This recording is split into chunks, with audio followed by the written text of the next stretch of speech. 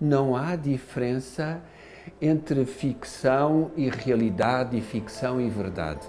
É tudo ficção. Isso são só conceitos, não te preocupes, são só conceitos. Eu achei isto profundíssimo, nunca me esquecerei desta conversa. São só conceitos. A pessoa fica assim.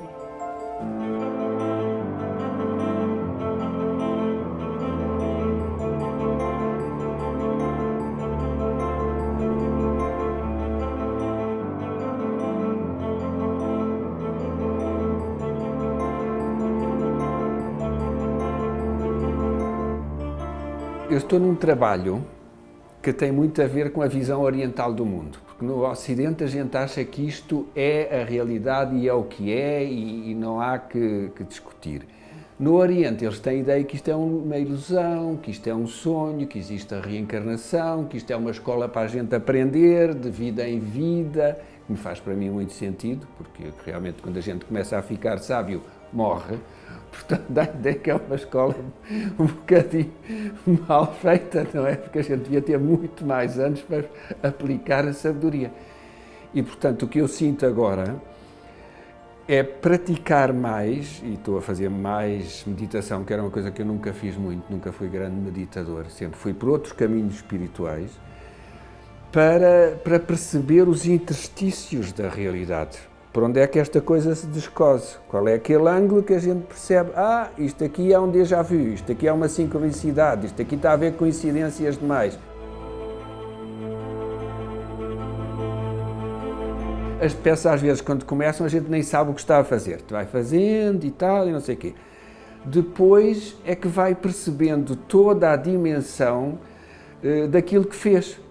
Quase no fim, mesmo depois do fim, depois da peça estar acabada, as pessoas fazem certos comentários que me surpreendem muito e que dão uma amplidão e interpretações completamente inesperadas, que eu não tinha posto lá, mas quando eu olho elas estão lá, só que eu não as tinha visto.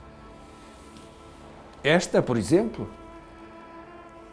isto começou como, sei lá, um mistério. Isto depois transformaram-se nos eurocratas que estão a ver as pernas dos refugiados que dão à costa na Grécia. Isto é uma interpretação, por exemplo. E realmente a frieza com que os eurocratas tratam toda esta questão dos refugiados. Fala-se muito dos refugiados, mas no fundo aquele até diz bem-vindos à Europa, welcome e não sei o quê, está ali nesta posição, bem-vindos nesta posição. Mas que isto é completamente hipócrita, não há nada de bem-vindo aqui. Então, isso foi uma coisa que foi aparecendo.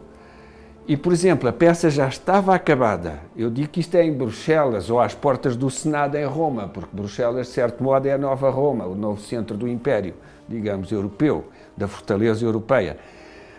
Isto estava em madeira, porque isto é feito de paletes cortadas à medida certa e não sei o quê, eu já lhe tinha dado um certo cinzento.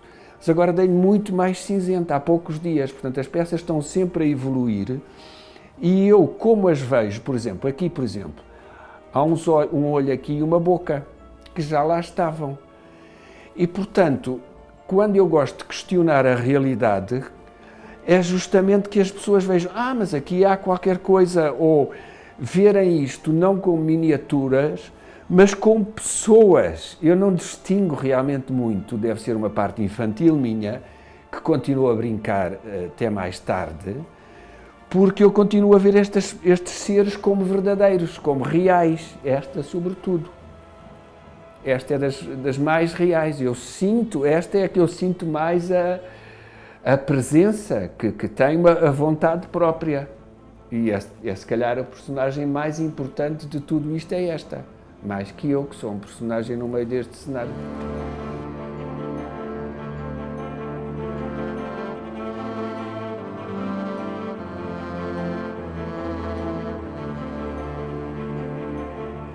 Eu sou um contador de histórias, mais que contador, sou fazedor, como disse uma amiga. Estou sempre a inventar histórias. Mesmo na rua, eu agora já ando assim, a olhar para o chão, para não ter que inventar e para não apanhar também com as energias, porque esta zona aqui do Chiado tornou-se muito confusa, e então há muita confusão por aí. Mas eu normalmente olhava para uma pessoa que pensava e começava a pensar a vida dessa pessoa, começava a inventar a vida dessa pessoa. Então, eu vejo que como criador de personagens, tanto a nível de escrita, como a nível de performance, como a nível de artes plásticas, tudo isto se mistura. E misturam-se com as personagens dos sonhos, que é pior. Ou seja, dou-lhe um exemplo que aí até eu fiquei já a pensar que já está misturado mais. Uma coisa desapareceu. Na minha vida prática, real, um objeto qualquer coisa que já não me lembro, desapareceu. Isto foi para aí há um ano. E eu pensei, isto é coisa para a Luísa. Quem é a Luísa? Para a Luísa descobrir. Quem é a Luísa? A Luísa é um personagem do livro que vai sair agora, que lê os arquivos akáshicos. É uma vidente como esta. E a minha reação natural foi que essa Luísa, que já existe para mim dentro da minha coisa, era ela que tinha de descobrir onde é que o objeto... Portanto, está a ver como isto tudo se começa a baralhar. Isto começou realmente na infância. Eu devo confessar que, quando era miúdo, fazia os presépios. Eu ajudava na altura do Natal aquelas figurinhas todas. Era uma cómoda grande com uma série de figuras que eu ajudava a fazer e eu começava a viver aquilo. Depois tinha um quarto onde eu tinha os meus brinquedos todos e já tinha muitos brinquedos assim pequenos, destes tamanhos assim mais pequenos. Eu fazia a travessia do quarto de um lado ao outro e demorava horas, que era uma caravana de cowboys com as suas mulheres, os seus animais, os cavalos, as carroças, aquilo tudo. E depois aquilo ia andando, eram dizimados pelos índios, os pântanos, aquelas coisas todas, e no fim só chegava à Califórnia, porque no fundo aquilo ia da costa leste para a costa oeste, uma mulher da farinha Amparo, uma mulherzinha cor-de-rosa da farinha Amparo, assim muito pequenina, já nua, tudo o resto tinha sido desaparecido ao longo do continente. E, portanto, eu acho que começou por aí esse género de histórias.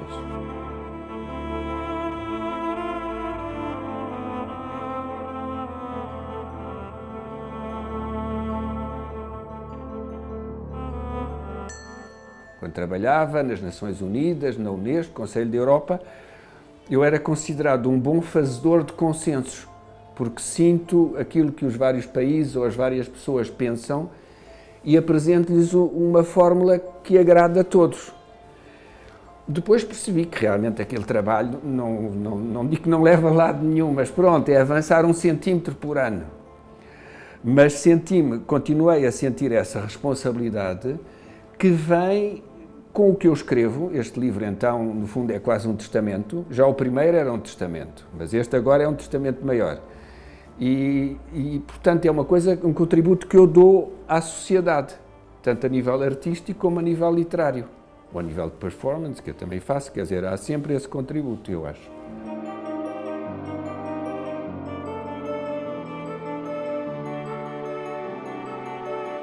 Eu, aos 39, percebi que realmente ou podia acabar a minha vida nesta idade agora, como embaixador, reformar-me e não sei quê, que não era o que eu queria, porque no fundo era um trabalho, pronto, não é só burocrático, mas burocrático, ou então escolher uma vida em que apostava no meu lado artístico, no meu lado literário, no lado da performance, e portanto comecei a fazer isso tudo. O investimento que eu fiz, por um lado, deu-me liberdade, e portanto eu não me arrependo de ter feito essa escolha aos 39, porque eu pensei, pode ser que haja outras vidas, mas esta eu quero aproveitar, e portanto aos 39 deixei a carreira diplomática e pronto, financeiramente foi todo um problema, porque pronto, o investimento que eu fiz não deu aquilo que eu pensava, os resultados, mas deu a nível de criatividade e realmente fui melhorando ao longo dos anos tudo. Veio essa sabedoria e veio as técnicas e veio se calhar aquilo que se poderia chamar a loucura, ou seja, a imaginação. Eu tenho cada vez mais imaginação e portanto, eu acho que valeu a pena e acho que tem havido essa evolução.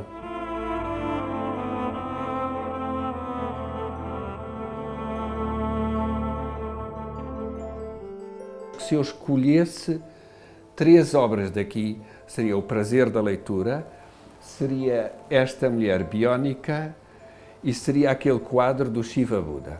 Se eu só pudesse levar 3 de tudo isto, eram essas 3. E, portanto, quando eu pus aquela em exposição ali na livraria Sá da Costa, de onde acabou ontem a exposição, eu pus um certo preço. Houve uma pessoa que fez uma proposta para aí 2/3 desse preço. E eu achei que não, porque primeiro tem que se dar 40% a um galerista em geral, há outros que até 50% ou 60%. E depois fica a pessoa com quase nada por uma obra que realmente, como aquela, que me custaria vender, porque eu acho, pode parecer ego do artista, mas eu acho que aquilo é uma obra de antologia, que é uma obra que poderia figurar na antologia do surrealismo, como as obras do Mário Cesarini, as do Cruzeiro de Seixas. Eu acho que aquela, um dia, poderia figurar em livros sobre o surrealismo.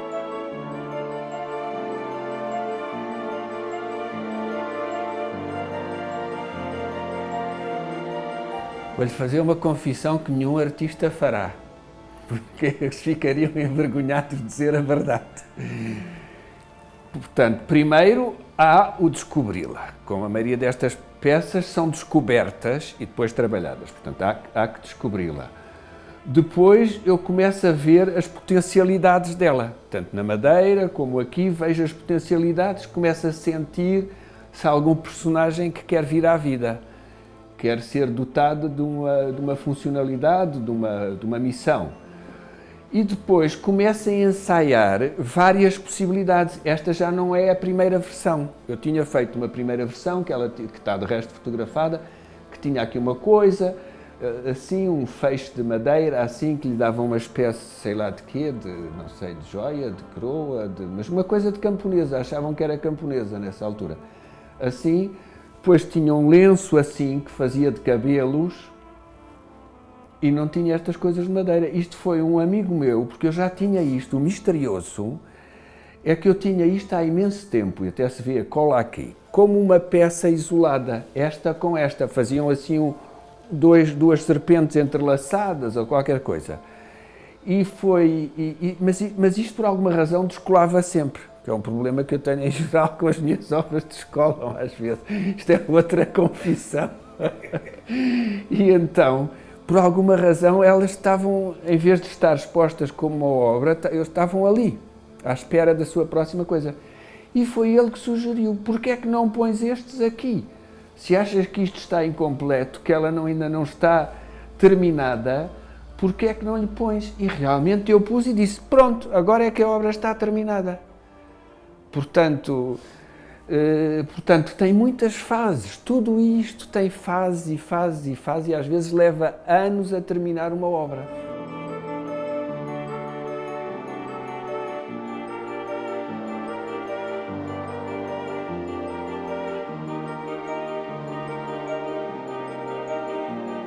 Já agora que estamos em confissões, o livro foi a várias editoras e não quiseram publicar. Houve uma pessoa ligada ao mundo da edição que disse: se este livro viesse lá de fora para ser traduzido, eles publicavam logo. Assim não arriscam, eles não querem, não arriscam, não conhecem ainda bem a ti como autor. O livro é grande, tem densidade, mistura estilos, portanto estás à procura de um nicho novo. E, portanto, é a mesma coisa. Eu acho que esta gaiola do neoliberalismo, por exemplo, teria pena que isso não fosse visto pelas pessoas, porque isto acorda as pessoas para a natureza da realidade económica que nos rodeia. E, portanto, eu teria pena que esta peça, por exemplo, não fosse vista, porque acho que pode ser um despertador para algumas pessoas, ou que esta também, que eu acho que é outro tipo de despertador, porque esta é um ser que tem poder. Ela já é uma vidente, é clarividente, já se fecharam os olhos, já não vê para fora, já se desinteressou da realidade exterior, da janela social visível.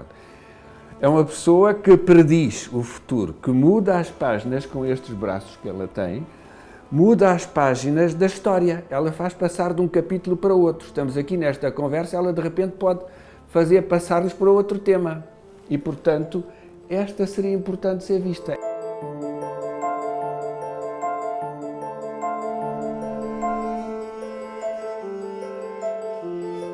acima de tudo, eu defino-me com esse papel que já inventei há 15 anos e que represento, que é de sintetizador cultural. A mim interessa-me juntar tudo. Portanto, juntar as várias artes com a ciência, com a espiritualidade, com a política, com a consciência.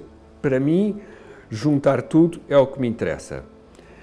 E, naturalmente, eu continuo a fazer estas coisas todas. Eu sou mais escritor até que artista, e mesmo dentro do artista sou mais tridimensional que o bidimensional. Essa é que é a verdade também. Portanto, vou continuar a fazer obras tridimensionais. Se vou pintar ou não, realmente não sei.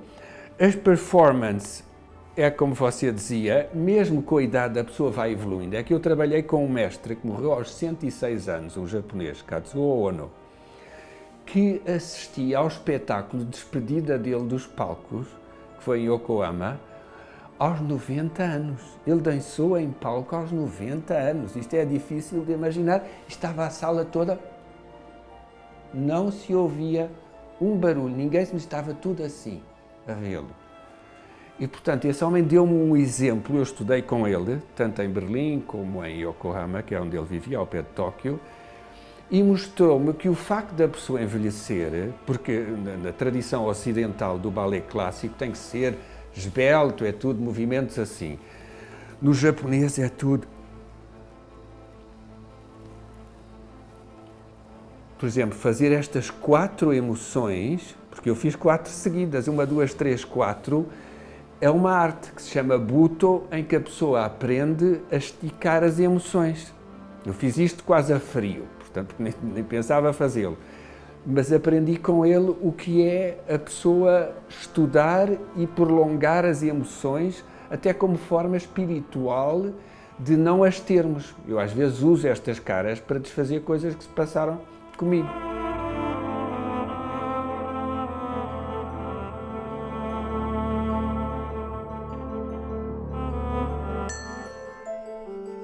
A nível prático, eu gostava de colaborar na criação do imaginário cultural da realidade virtual.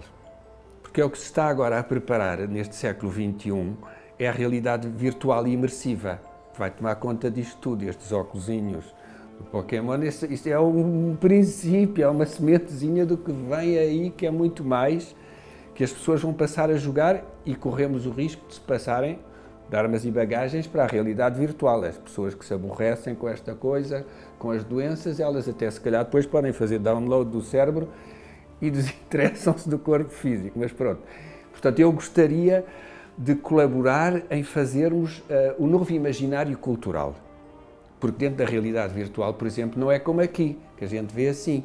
Realidade cultural, virtual, podemos ver para cima, para baixo, para trás, quer dizer, é 360 graus. Isso vai exigir muita imaginação do que é que se poderá dar às pessoas, que as pessoas continuam a acreditar nesses mitos antigos, dos heróis, das pessoas que ajudam os outros a dar uma mudança de consciência, paradigma mais holístico, em vez de ser isto separado. A gente está aqui a fingir que somos 4 pessoas. No fundo, isto está tudo unido, é um todo, do qual nós somos 4 células. E, portanto, como sentir essa unidade? A outro nível, que seria mais espiritual, eu gostaria de ser alguém, pronto, isto é outra confissão, que despertasse. Ou seja, eu agora estou a falar, mas ainda acredito bastante nesta separação, nesta ilusão e não sei o quê. Uma pessoa que já visse e sentisse isto como ilusão, ou seja, saber que isto é tudo um filme, este personagem está dentro do filme também, é tão ilusório como os outros, mas continuar a viver aqui em carne e osso, mas já não estar apanhado por todas estas coisas todas que nos fazem crer. É por isso é que o meu primeiro livro era O Território e o Mapa, porque o território é esta verdade. O mapa é todas as mentiras que nos dizem sobre isto. Desde a escola, desde a família, tudo. Toda a nossa vida é quase um libertar-se de falsas ideias que temos sobre a realidade.